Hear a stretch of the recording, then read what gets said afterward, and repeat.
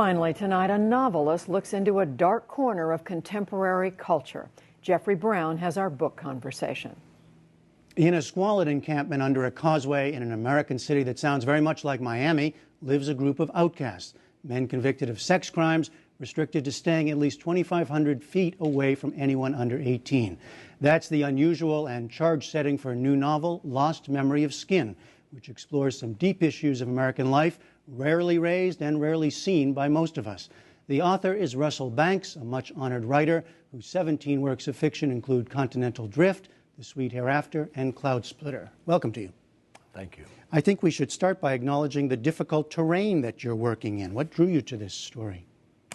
Well, I think the trigger that kind of got me rolling on this was the fact that I spent a good deal of time in Miami and on Miami Beach side in an apartment that looks out over Miami mainland and looks out over the Julia Tuttle Causeway. And about 4 years ago, pieces started appearing in the Miami Herald about this colony of men, of convicted sex offenders who were dropped off after they had served their time and were homeless and living there because of the fact that they were prohibited from living within 2,500 feet of anywhere children gather. So this is based on real life. This is what you saw. Yeah, that started it. And I could see that causeway from my terrace. And I just started imagining what it must be like to be under there and to have this group of people clustered together. I mean, it intrigued me for lots of reasons. One of the ones being a kind of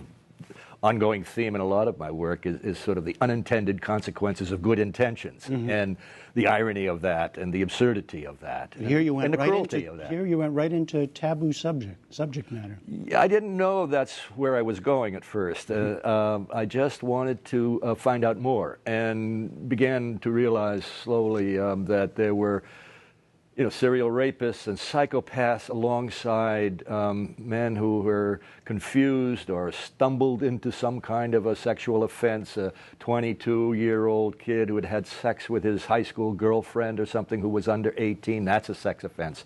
They had broken the laws alike, but they were very different types of people, and they were lumped together both in our imagination and also legally and socially in the same group of pariahs. And in fact, so the main character is called the kid. He's 22 years old, a lost soul, technically guilty of a sex crime. Right. But in fact, never had a girlfriend. No, he's a virgin, ironically. Yeah. So he is an innocent who's sort of caught up in an online life, a world that is not the real world. Yeah, well, one thing kind of led to the other. From the fact of this encampment led me then to start investigating and thinking about and trying to understand the psychological and social causes and consequences of these kinds of crimes. And that led me to internet addiction and to pornography addiction, and these various pieces started locking together for me. And that led you to a kind of the dehumanizing aspect of American life, especially online. Right. And the digitalization of the erotic life in particular, and for so many, and especially younger people perhaps. And that's where the title starts to come in, Lost Memory of Skin. But that really is also what led me to the novel. I mean, I didn't set out to write a novel about this and go looking for the material. The material kind of came to me and then got locked together until I had a massive material. And I said, I think the only way I can get at this and understand this is to try to imagine a character who is guilty, who is a sex offender, but who is also sympathetic, somebody that I can feel profound affection for and compassion for. And that's where the kid starts to evolve in my mind.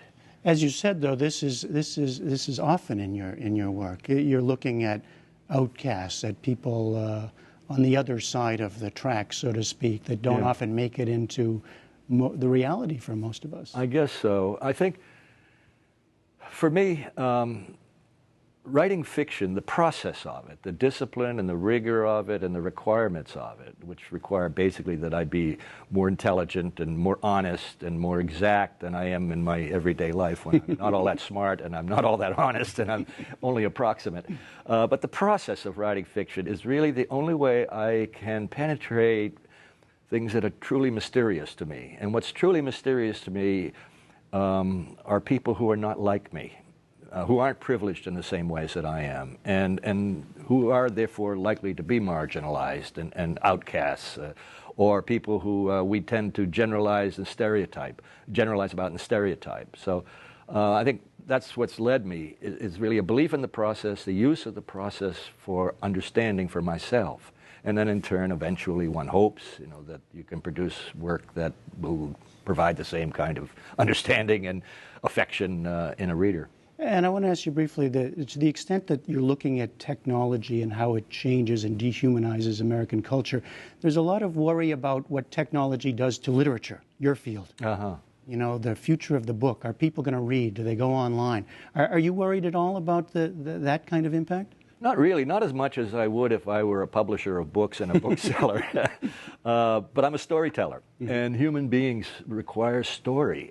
We have since the caves of Lascaux and forward. We probably required story even before that, just to know who we are. And so I think we'll always have stories. The delivery systems will change and evolve, and they have over time. We're in the process right now, a radical, revolutionary process of shifting delivery systems from print to digitalized versions. But story will remain the same. It'll affect how we tell stories, as it always has, but not necessarily in a negative way, just a different way. All right, we're going to continue this conversation online, and I hope that our viewers will join us there. But for now, the new novel is Lost Memory of Skin. Russell Banks, thanks so much. Thank you.